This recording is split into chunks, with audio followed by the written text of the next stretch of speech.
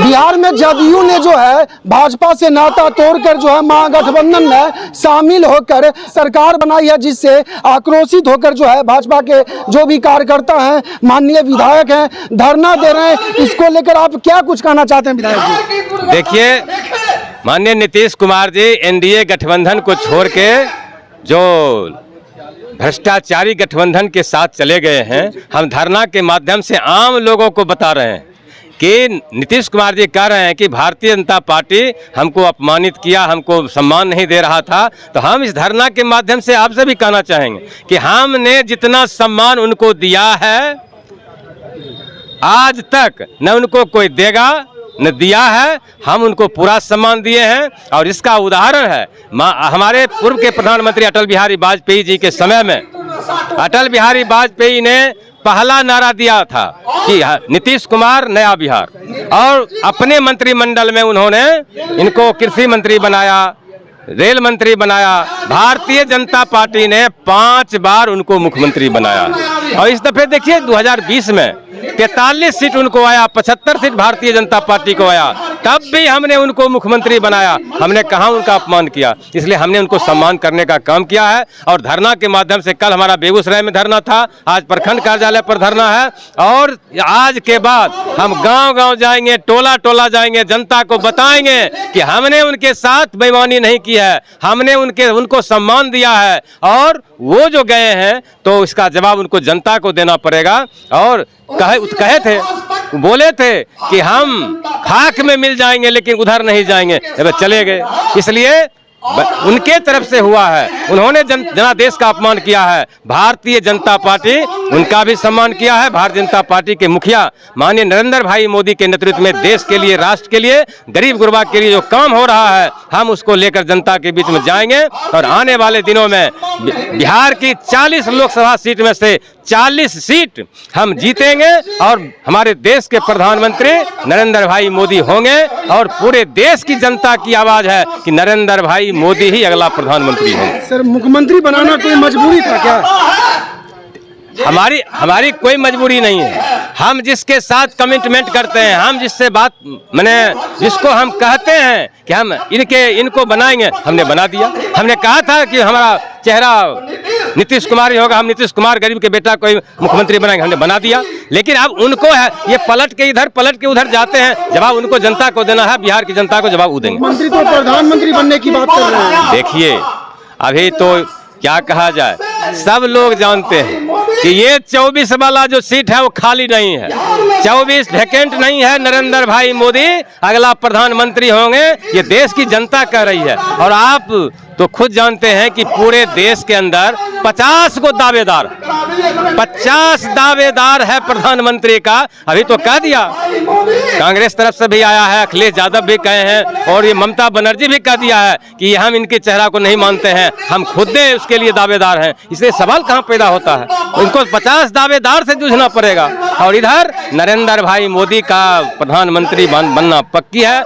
जनता के लिए, देश के लिए, राष्ट्र के लिए उन्होंने काम किया है। जनता मन बनाए हुए है कि नरेंद्र भाई मोदी को ही प्रधानमंत्री बनना चाहिए, वो बने। कल तक सर बिहार में सुशासन का सरकार था, लेकिन आज से जंगल राज का रातों रात कैसे परिवर्तन हो गया? देखिए, जब भारतीय जनता पार्टी उनके साथ था 2005 में, 5 साल तक सरकार दोनों मिला के चला, तो आप भी उसके साक्षी हैं कि वो सुशासन कहलाए, सुशासन बाबू कहला रहे थे। और जब ये पलट के उधर चले गए तो फिर उनका सुशासन कुशासन में बदल गया। इसलिए हम जब भारतीय जनता पार्टी मूल्यों की राजनीति करता है, भारतीय जनता पार्टी विचारधारा की राजनीति करता है, उसके साथ थे तो सुशासन बाबू थे। और आज की तारीख में क्या है वो बिहार की जनता बोल रही है। बार-बार पलटी मारते हैं, इसको आप किस रूप में देखते हैं? हम पलटी मारते हैं, क्या कहें उनको? जब कहीं कोई अगल बगल से कह देता है कि आप पीएम मटेरियल हैं, तो इसी बीच में वो डिस्टर्ब हो जाते हैं। और यही वजह है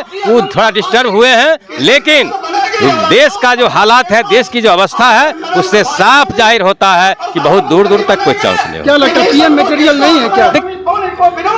पीएम के लिए पूरे देश के अंदर उसकी राजनीतिक हैसियत होनी चाहिए, है कि नहीं? पूरे देश में। इनका क्या हैसियत है बता दीजिए ना। बताइए, उनका हैसियत बिहार में, बिहार है ना, बिहार में है, और बिहार में सोलिट उनका हो जाएगा, ऐसा मानता है, आपका मन मानता है? ये संभव नहीं है। इसलिए देश का प्रधानमंत्री बनने के लिए पूरे देश के अंदर आब हवा उसकी होनी चाहिए, पूरे देश में ताकत होना चाहिए, संगठन होना चाहिए। भारतीय जनता पार्टी का संगठन पूरे देश में है, हर मोहल्ला में, हर गांव में। आने वाला जो विधानसभा चुनाव होगा उसको आप किस रूप में देखते हैं? देखिए, ये जान लीजिए, आने वाला विधानसभा का चुनाव उनको बता देगा कि बिहार की जनता किसके साथ है।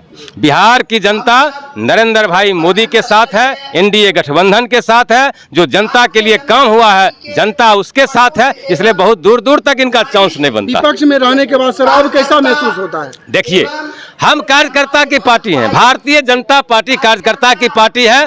कल सत्ता में थे तब भी हम उनसे संघर्ष कर रहे थे, हम अच्छाई के लिए, सच्चाई के लिए, न्याय के लिए बात कर रहे थे, लड़ते थे, और उसी का परिणाम था उसको शासन बाबू कहलाए थे। लेकिन आज की तारीख में हम विपक्ष में गए हैं, हमारी लड़ाई विपक्ष में भी सरकार के सभी कमजोरियों के खिलाफ संघर्ष होगा। विधानसभा से लेकर, धरती से लेकर विधानसभा तक हम लोग लड़ेंगे। शराबबंदी को सर आप किस रूप में देखते हैं? देखिए, ये शराबबंदी सब लोग जानता है कि शराबबंदी अपराध की बुनियाद पर उद्योग खड़ा हो गया, चारों तरफ अराजकता फैल गया, उसको संभाल नहीं पाए, जिद मारे हुए थे कि नहीं। आज भी अखबार में हम देखें, आज भी कहते हैं इससे समझौता नहीं होगा। अरे समझौता, हम ये नहीं कहते हैं कि शराब बंद नहीं होना चाहिए, शराबबंदी होना चाहिए, लेकिन इसके लिए पूरी ताकत से सबको मिलना चाहिए, सबको भिड़ना चाहिए। लेकिन नहीं हो सका तो ये अपराध का उद्योग बन गया शराब। इसका परिणाम उन्हीं को भोगना पड़ रहा है जो आज कानून व्यवस्था उनके हाथ से फिसल गया। क्या लगता है शराब एक बार फिर खुलना चाहिए कि नहीं खुलना चाहिए? देखिए, शराब खुलना नहीं चाहिए। हम लोग भी, भारतीय जनता पार्टी भी शराबबंदी के पक्ष में ही है।